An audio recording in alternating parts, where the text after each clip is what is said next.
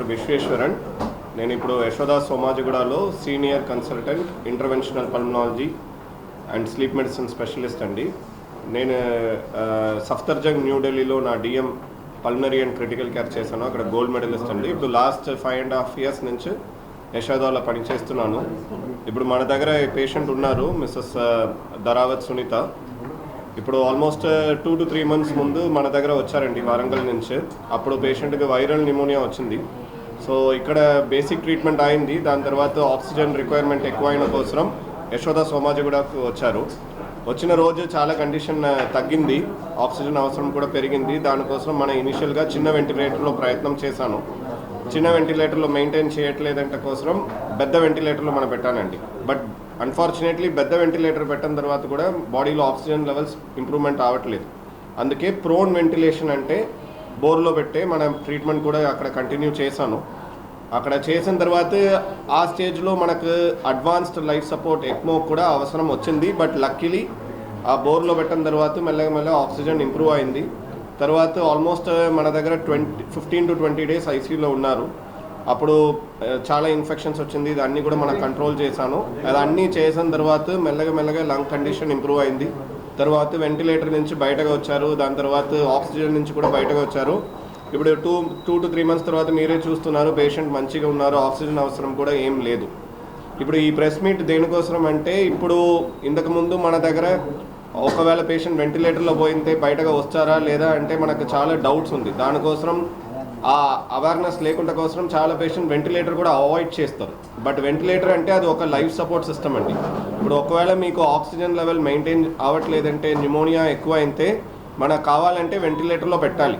అట్లా వెంటిలేటర్లో పెట్టిన తర్వాత కూడా చాలా పేషెంట్ అట్లా బయటగా వస్తారు. ఇప్పుడు ఒకవేళ వెంటిలేటర్లో కూడా మనకు మెయింటైన్ చేయట్లేదంటే మనకు అడ్వాన్స్డ్ లైఫ్ సపోర్ట్ ఎక్మో అంటే ఒక ఆప్షన్ ఉంది.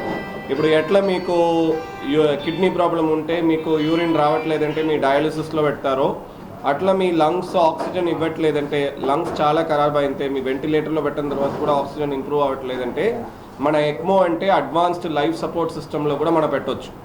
ఇప్పుడు ఒక పేషెంట్ మన దగ్గర అట్లే కరీంనగర్ నుంచి మనకు ఫోన్ వచ్చింది, పేషెంట్ కండిషన్ వెంటిలేటర్లో కూడా ఆక్సిజన్ మెయింటైన్ అవ్వట్లేదంటే మనకు ఫోన్ వచ్చింది. ఇమీడియట్గా మనం ఏం చేశానంటే అక్కడే వెళ్ళి ఆ పేషెంట్కు ఎక్మోలో పెట్టి మన దగ్గర షిఫ్ట్ చేసిన తర్వాత 4-5 రోజుల తర్వాత ఎక్మో తీసేసాను.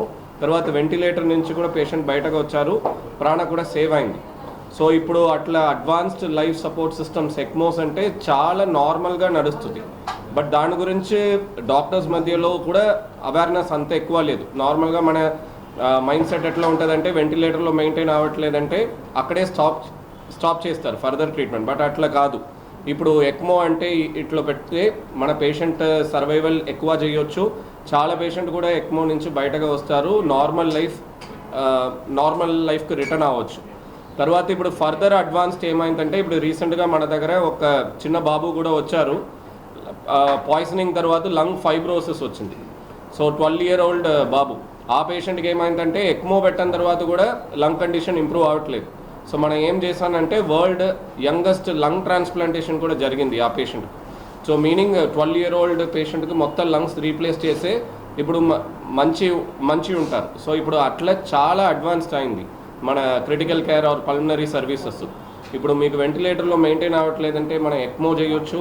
ఎక్మోలో కూడా మీకు ఎక్మో నుంచి కూడా మీరు బయటకు రావడం ఇబ్బంది ఉంటే లంగ్ ట్రాన్స్ప్లాంటేషన్స్ కూడా రొటీన్గా జరుగుతుంది. బట్ దీని గురించి పేషెంట్ మధ్యలో తర్వాత ట్రీటింగ్ డాక్టర్స్ మధ్యలో కూడా అవేర్నెస్ ఉండాలి.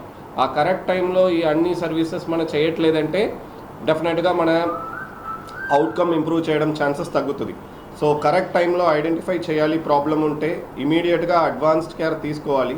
అట్లా తీసుకుంటే ఇప్పుడు మీ ముందే ఉన్నారు, ఇప్పుడు కరెక్ట్ టైంలో మన దగ్గర వచ్చారు. అందుకే ఇప్పుడు పేషెంట్కి మంచి అయింది. ఆల్మోస్ట్ 15-20 days ఐసీయూలో ఉన్నారు. దాని తర్వాత కూడా ఇప్పుడు మీరు చూస్తే మీకు అట్లా కూడా ఏం డెఫిసిట్స్ ఉండొద్దు. పేషెంట్ నార్మల్ పని చేస్తున్నారు, అన్ని పని చేస్తున్నారు, వితౌట్ ఆక్సిజన్ కూడా ఉంటారు. సో ఈ ప్రెస్ మీట్ బేసిక్లీ ఈ అవేర్నెస్ కోసమే. Advanced pulmonary and critical care services ఉంది మన యశోదా సోమాజిగూడలో, రొటీన్గా జరుగుతుంది. Or ECMO lung transplantation services కూడా ఉంది. సో ఇప్పుడు ఎవరికైనా లంగ్స్ అంత బ్యాడ్ అయితే ఈ అడ్వాన్స్ ఫెసిలిటీస్ నుంచి మన పేషెంట్కి మంచి లైఫ్ కూడా ఇవ్వచ్చు. ఇక చెప్పండి. ఫస్ట్ నిమోనియా అని మాకు తెలియదు. అది తొర్రూరులో ట్రీట్మెంట్ చేయించాం. జ్వరం ఉందనుకున్నాం. జ్వరం తర్వాత మళ్ళీ హన్మకొండకు వచ్చాం, అజారా హాస్పిటల్కి. అజారా హాస్పిటల్కి వచ్చిన తర్వాత వాళ్ళు నిమోనియా వచ్చింది, కొంచెం కండిషన్గా ఉంది. 3 days ఉంచారు వాళ్ళు. 3 days తర్వాత ఇక మా వల్ల కాదు, ఇక్కడ బెటర్ ట్రీట్మెంట్ అంతా మా మిషన్లో ఇది అది లేవు మాతాడ, మీరు యశోదకి వెళ్ళండి, సోమాజిగూడ యశోదకి వెళ్ళండి, సార్ని కలవండి అంటే ఇక్కడ సార్ మాకు అక్కడికి పంపించారు.